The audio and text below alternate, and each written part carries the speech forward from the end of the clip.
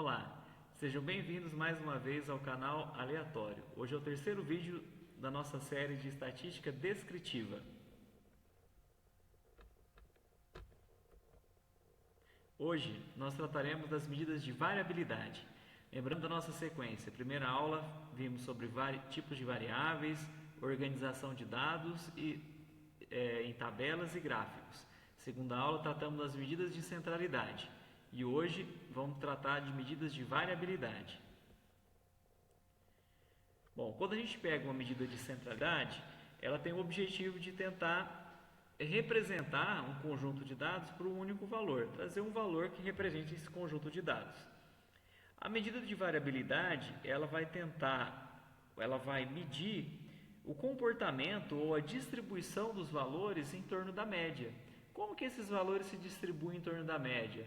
Eles estão mais próximos da média, eles estão mais dispersos em relação à média. E para isso nós estudaremos três medidas: a variância, o desvio padrão e o coeficiente de variação. Vou pegar um exemplo, os números 2, 3, 3 e 6. Peguei uma pequena amostra e vou calcular a média. Então, essa pequena amostra de 5 valores, ela tem média 3. Eu vou calcular agora, pensar na variação desses dados em torno da média. Para isso eu vou calcular o desvio. O desvio é a diferença entre cada valor que eu tenho no meu conjunto de dados e a média aritmética que nós acabamos de calcular. Então, 1 menos 3, 2 menos 3. Quando eu analiso esses resultados dos desvios e faço a soma deles, eu obtenho zero. E isso sempre vai acontecer para qualquer conjunto de dados que a gente tiver. Matematicamente, nós partimos do somatório dos desvios. Eu posso escrever como o somatório dos desvios como a diferença entre os somatórios. E aí o somatório de todos os valores de x e o somatório das médias que eu utilizei para calcular essa diferença. Bom, mas a média, todos os valores são iguais. Se eu tenho n médias, então eu posso trocar esse somatório por n vezes a média. E a fórmula da média ela é calculada pelo somatório dos xi, com i variando de 1 até n, dividido por n. Substituindo, então, essa média pela fórmula da média, eu posso simplificar n com n e vou chegar nessa diferença de dois somatórios iguais, que é zero. Ou seja, sempre que eu pegar os desvios e somar, eu vou ter zero. E agora, o que eu faço?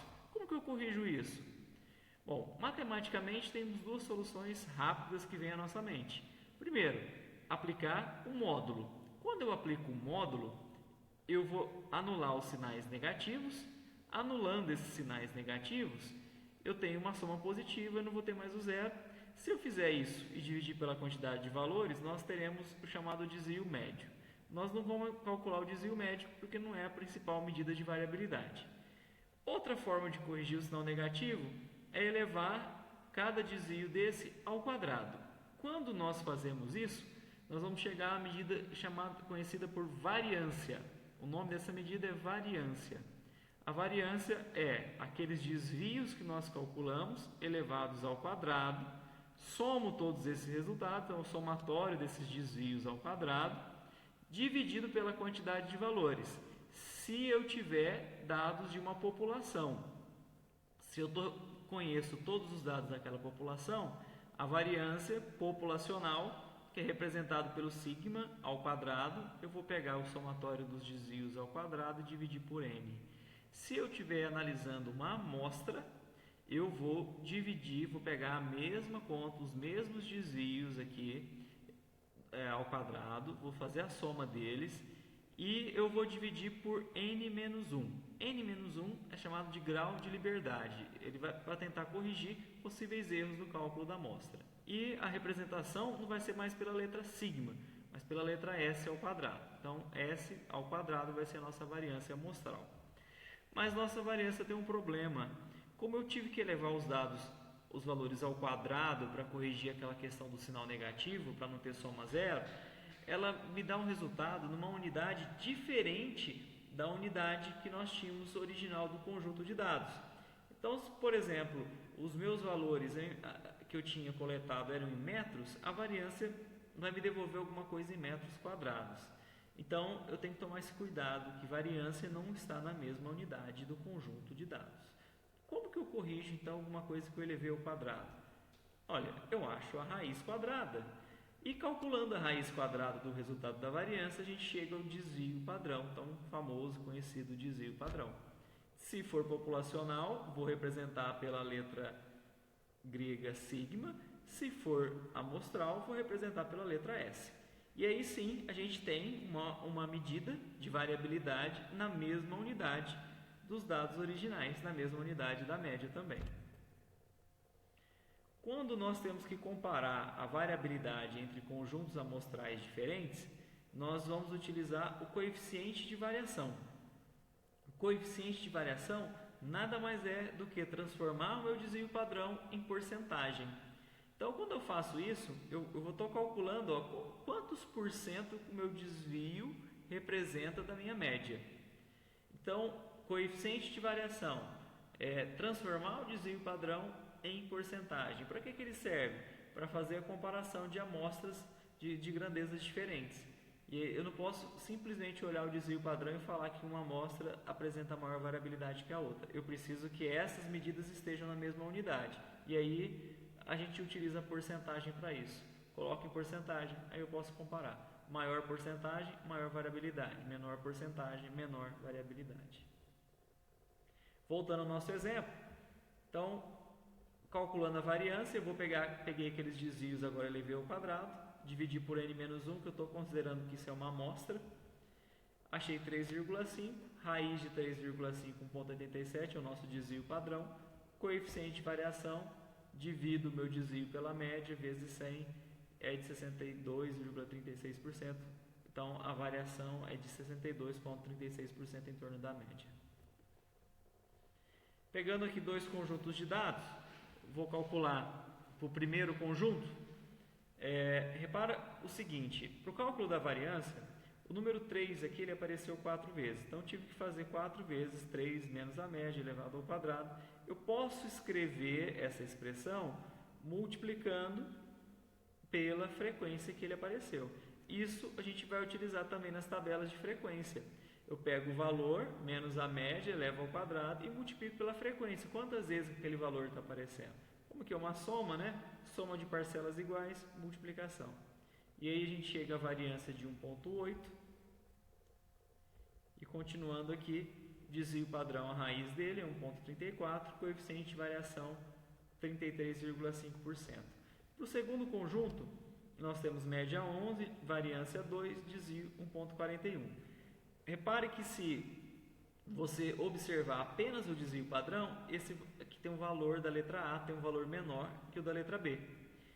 Aí a pessoa poderia falar erroneamente que a amostra do item A tem uma menor variabilidade. Porém, quando eu olho para o coeficiente de variação, que mede essa variação na mesma unidade de medida, eu vejo que a variação em torno da média na letra A é de 33,5%.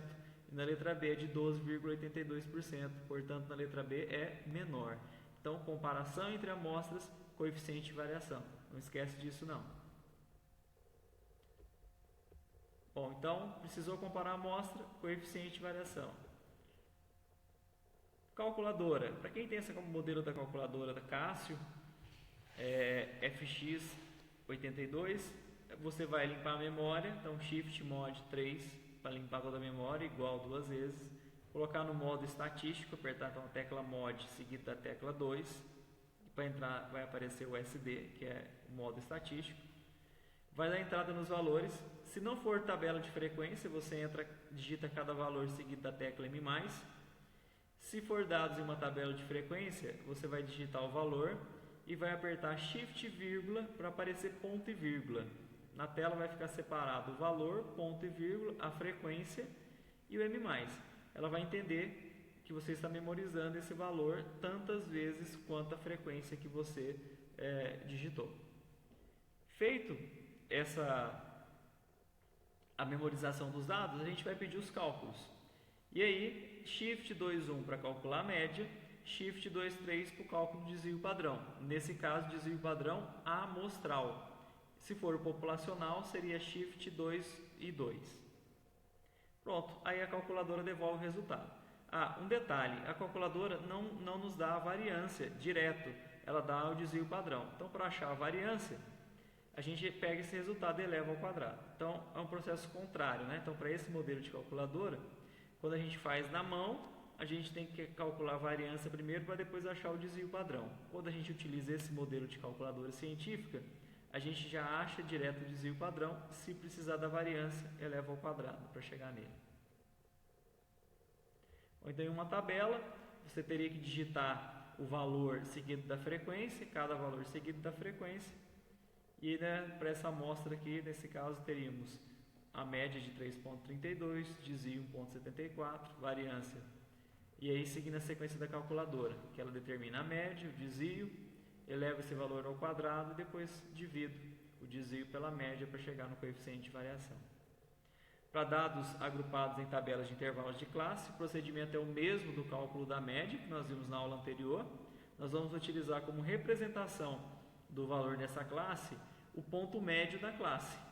Então, eu vou pegar o ponto médio e vou seguir a frequência. Então, o 148 com frequência 2, 154 com frequência 3, 160 com frequência 10 e assim vai. E aí a gente chega nos resultados que a gente quer. Bom, e terminou por aqui? Você acha que a aula de estatística descritiva está encerrada? Bom, para quem gostou, vai ficar um bônus aí. Vou colocar mais 2 videozinhos bem curtos do uso das calculadoras. Esse modelo de calculadora que eu coloquei as funções, vou gravar um vídeo bem rapidinho, utilizando ela direto. Na sequência dos próximos vídeos eles vão aparecer. E também um modelo de calculadora que você pode instalar no seu computador, caso você não tenha uma calculadora científica em casa. E também um modelo semelhante a algumas calculadoras que as pessoas utilizam em casa para o cálculo da estatística, né? Desses cálculos que nós estudamos nessas aulas. Então fica a dica dos próximos vídeos que vão vir na sequência, complementando esse curso de estatística descritiva. Se você gostou, se inscreve no canal para receber a notificação dos novos vídeos, curte e não esquece de deixar a sua curtida aqui no nosso vídeo, tá bom? E compartilhar aos amigos, sempre qualquer pessoa que tiver interesse com a estatística e outros tópicos. Em breve teremos novos assuntos sendo abordados no nosso canal aleatório. Obrigado, fiquem bem, fiquem em paz.